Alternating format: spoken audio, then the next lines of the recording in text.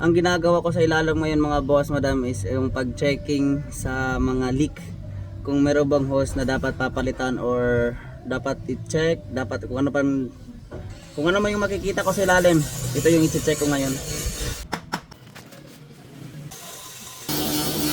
So ito lang naman yung nakita ko sa ilalim mga boss madam, di naman sa major. Kumbaga kung hindi ito nakabit, yan baka lang maingay pag baka magganyan-ganyan pag andar. So lagyan natin ng bolt. So yun, so far mga boss madam, ang nakita ko lang naman na problema dito sa pangilalim is ito lang. Wala naman ako nakikitang ibang problema. Yun yung habang inaayos ko yung final check up para releasing this coming Sabado mga boss madam.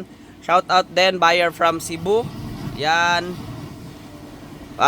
Nanggaling pa ng Luzon pero taga Cebu po siya mga boss madam. Chinek niya yung unit niya bago siya nag-down. So sa lahat ng gusto mag-order, just pay my Facebook account, Ervin Lopez Lete. Sasabi palaging no bulok, no usok, no leak. Class A unit mga boss madam. Peace, peace Roy. Peace, boss. Peace, peace and peace. Yan, releasing na.